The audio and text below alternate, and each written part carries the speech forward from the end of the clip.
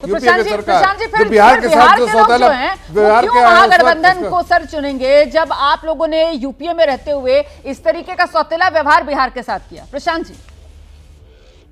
रुमाना जी बहुत ही धन्यवाद समय देने के लिए। मैं एक तो सिर्फ फीलिंग लाइक का कैट फिश मार्केट एमबीए में जब हम लोग होते थे उस तरह से। खैर जफर साहब तो बता रहे थे कि झारखंड के साथ बड़ा अन्याय हुआ, तो पटेल जी ने किया था, वो तो बता चुकी जो भी आरजेडी की प्रवक्ता थी।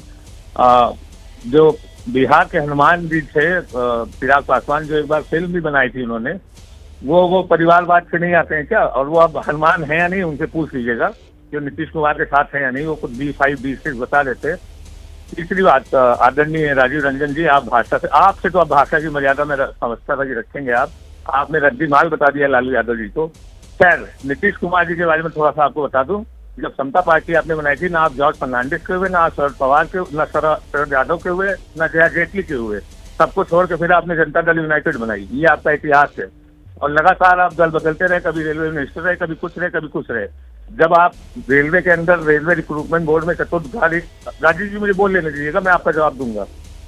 जब रेलवे के अंदर चतुर्थ श्रेणियों में नियुक्ति खारिज कर दी गई, तब क्या विरोध आपने दर्ज कराया था? जवाब है नहीं। अब जफर साहब से मैं फिर पूछ ले रहा हूँ, हमसे गलती हुई थी जफर साहब। मैं तो आपको बड़ा आदरणीय मानता हूँ, आप तो मुझे तुम्हें करके बात कर रहे थे, मैं आपसे आदरणीय जफर साहब बोल रहा हूँ। हमसे गलती हुई थी तो क्या आप भी गलती करेंगे? हम गड्ढे में गिरे तो आप भी गड्ढे में गिरेंगे। वो 1,25,000 करोड़ कहाँ गया 2015 वाला जो रैली में बताया जा रहा था? और वो अब बता रहे थे कि मुसलमानों के साथ बड़ा अन्याय हुआ है, तो प्रधानमंत्री नॉन बायोलॉजिकल, जिनको भी आप दिखा रहे थे, तो हम रात में पूजा कर रहे थे। बहुत अच्छी बात है, मैंने भी प्रणाम किया दूर से बैठ के, आपके माध्यम से मुझे भी प्राप्त हुआ दर्शन का सुख। पर मैं ये पूछना चाहता हूँ कि वो तो कपड़ों से पहचान लेते हैं इम्यूनिटी को। क्या बोलेंगे जफर साहब आज रमजान के पहले दिन? ये बयान नहीं आया था क्या? फिर मैं जफर साहब आपसे पूछना चाहता हूँ, विशेष आज का दर्जा क्या आपकी मांग नहीं थी राजीव जी? क्या आपकी इसी मांग के ऊपर आपने समझौता नहीं तोड़ा था 2014 में? ठीक है। अब 2014 में जब आप लोकसभा लड़े थे तो आप 2 सीट पाए थे, राजद 4 सीट पाई थी। 2015 में जब आप हमारे साथ गठबंधन में आए तो अब आप 80 सीट पाए, राजद 75 सीट पाई। 2020 की आप बात करी थी, 2020 में केंद्रीय चुनाव आयोग ने जो घोटाला किया, 20 याचिकाएं आज भी सुप्रीम कोर्ट में पेंडिंग है रिकाउंटिंग की, वरना हम 130 होते, ये 110 होते। और अब आपको बता दूं, जिस घमंड पे राजीव जी बोल रहे थे कि हम 0 और 10 और 18, तो ज्ञानेश कुमार जी की जो नियुक्ति की गई है अभी, वो ज्ञानेश कुमार जी वही ज्ञानेश कुमार है जो गृह मंत्रालय में अमित शाह जी के साथ काम कर चुके हैं। तो क्या इसी चुनाव आयोग का घमंड पे आप बता रहे हैं आज 9 महीने पहले? आप भले सत्ता बन गए 9 महीने पहले, चुनाव को मजाक बना दिया, लोकतंत्र को मजाक बना दिया आपने। ये कोई डिबेट हो रही है? ये कोई बात हो रही है चर्चा की? नहीं, लेकिन जब आप लोग इस तरीके की बातें करते हैं, जब आप पूरे के पूरे चुनाव आयोग को ही कटघरे में खड़ा कर देते हैं, तो फिर तो आप पूरे एक संस्थान को लेकर आप लोगों को भ्रमित करते हैं ना। आप ये कहिए, फिर आप चुनाव नहीं लड़ेंगे क्या? आप चुनाव लड़ेंगे या नहीं? आपका चुनावी प्रक्रिया में विश्वास है या नहीं? क्यों बार बार आप शक के घेरे में चुनाव आयोग को लाकर खड़ा कर देते हैं? ये भी तो बड़े सवाल है ना प्रशांत जी। पहले ईवीएम चुनाव आयोग ने कहा आओ दिखाओ करके हैक, कैसे ईवीएम हैक होती है, तो सब गायब हो जाते हैं। आइए जवाब दीजिए। दे रहा हूँ। महमूद प्राचा ने PIL फाइल की है सुप्रीम कोर्ट में हरियाणा के ऊपर कि 5 बजे के वोट काउंटेड परसेंटेज कैसे बढ़ गया, 40 लाख वोटर 6 महीने में महाराष्ट्र में कैसे बढ़ गए। ये सुप्रीम कोर्ट में पेंडिंग याचिका है। और हम ये डिमांड कर रहे हैं कि हम नेशन वाइड प्रोटेस्ट करेंगे। इंडिया गठबंधन नेशन वाइड प्रोटेस्ट करेगा। हमारे राष्ट्रीय अध्यक्ष मल्लिकार्जुन खड़गे जी बोल चुके कि हम प्रोटेस्ट करेंगे। और बिहार में हमारी नई टीम काम कर रही, कृष्णा अल्वारो जी, अनुपम जी, अलका लांबा जी और नहीं सर, नई टीम काम कर रही है, ठीक है, आपको बहुत मुबारक हो, आपकी नई टीम काम कर रही है। आप उन मामलों की बात करते हैं जो कोर्ट के अंदर पेंडिंग है, लेकिन जहां पर आपको मौका दिया गया, जहां पर फैसला हो सकता था, वहां से तो आप भाग जाते हैं सर। वहां तो आप पहुंचते नहीं है। क्यों नहीं गए थे चुनाव आयोग? क्यों नहीं ईवीएम हैक करके दिखा देती? कितनी जोर शोर से आप लोग कहते थे साहब ईवीएम हैक कर ली गई है। खैर, आपने यहाँ पर जो आरोप लगाया, जो कटघरे में आपने नीतीश कुमार को खड़ा किया, राजीव रंजन जी के पास चलते हैं। राजीव रंजन जी, जो चाहते थे नीतीश कुमार केंद्र से बिहार के लिए लेना, वो स्पेशल स्टेट का दर्जा, सर, तमाम बातें, वो तो पूरी हुई नहीं है। फिर देखिए, सबसे पहले उन्होंने कांग्रेस के प्रवक्ता ने कहा भाषाई मर्यादा का। मैंने पूरी ईमानदारी से लगातार ये कोशिश की है कि शब्दों के फिसलने से किसी की भावनाएं आहत नहीं हो। मैंने कंचना यादव को कहा कि अगर ये नीतीश कुमार जी की सरकार को खटारा कहेंगे, उनकी उम्र को लेकर के सवाल खड़े करेंगे, तो फिर लालू जी जो उनसे उम्र में बड़े हैं, क्या उनको रद्दी माल मान लेंगे? वो मैं नहीं, मेरे लिए बराबर लालू जी विपक्ष में होने के बाद भी एक आदरणीय नेता हैं, उम्र में बड़े हैं और निसंदेह उन्होंने लंबी पारी खेली है।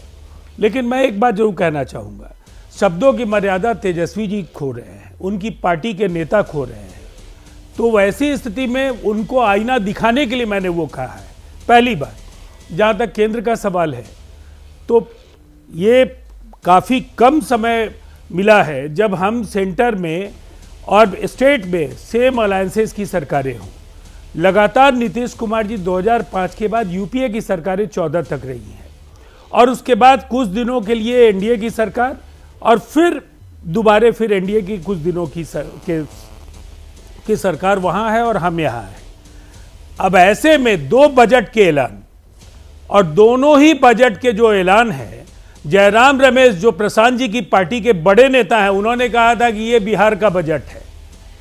तो कांग्रेस का जो बिहार को लेकर के प्रेम है, उसको तो जयराम रमेश के बयान ने उजागर कर दिया कि जब इतना कुछ बिहार को मिल रहा था तो कांग्रेस जिस तरह से परेशान दिख रही थी, इसलिए कि बिहार उनके लिए आंतरिक उपनिवेश रहा है। ठीक है, 6 दशकों तक सत्ता में रहे, freight equalization policy, cess royalty को लेकर के, क्रेडिट डिपॉजिट रेशियो को लेकर, प्लानिंग कमीशन के प्रति व्यक्ति जो विकास का निवेश है बिहार में, वो बराबर 2M दर्जे का इस्तेमाल हुआ, और लगातार क्रमिक तौर पर बिहार को कमजोर करने की कोशिशें कांग्रेस ने की, और उसके बाद उसको बची खुची जो साख थी उसको लालू जी के उस दौर ने समाप्त कर दिया। वहां से नीतीश कुमार जी ने गाड़ी संभाली है, और यहां तक हम केंद्र की मदद से अब हम निसंदेह एक जमीन तैयार कर रहे हैं। सैयद जफर इस्लाम साहब, 2025 में अगर एनडीए जीतेगा तो फिर सीएम नीतीश कुमार ही होंगे, ये क्यों नहीं कहा जा रहा है एनडीए की तरफ से?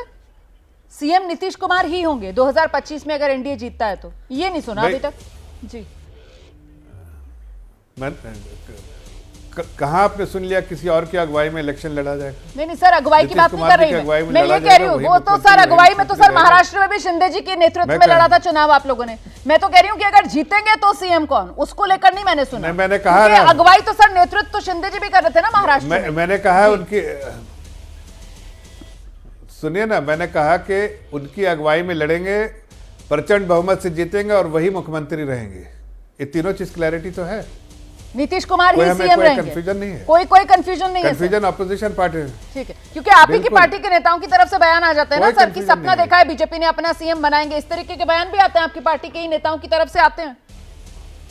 नहीं, देखिए ऐसा है कि जो जिस प्रदेश में हमें अपना सीएम बनाना है, हम डंके की चोट पे बोलते हैं कि अपना सीएम बनाना है, लेकिन यहाँ पर हम जब जिस गठबंधन के साथ लड़ रहे हैं, और उस गठबंधन का मान सम्मान हमने जो प्रिंसिपल जो है उसको फॉलो करते हैं।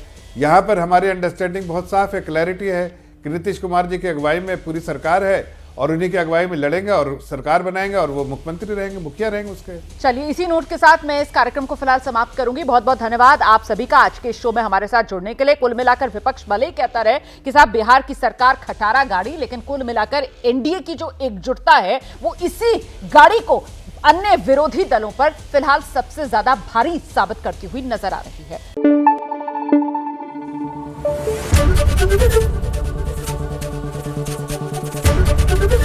एबीपी न्यूज आपको रखे आगे।